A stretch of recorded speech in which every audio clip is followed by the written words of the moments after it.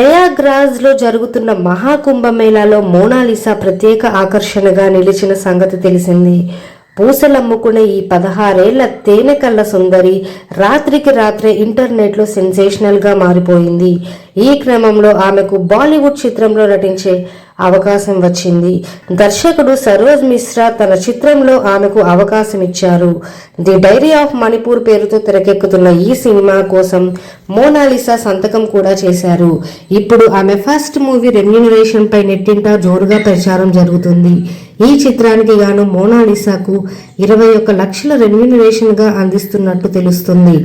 అలాగే ఆమె స్థానికంగా బిజినెస్ ప్రమోషన్స్ కోసం 15 లక్షలతో ఒప్పందం చేసుకున్నట్టు సమాచారం. పూసలమ్మి రోజుకు 1000 సంపాదించే ఈ బ్యూటీ ఇప్పుడు ఏకంగా లక్షల్లో అర్థిస్తుండడం ఒక విశేషం. దీంతో అదృష్టం అంటే ఆమెదేమో అని నెటిజన్లు కామెంట్ చేస్తున్నారు.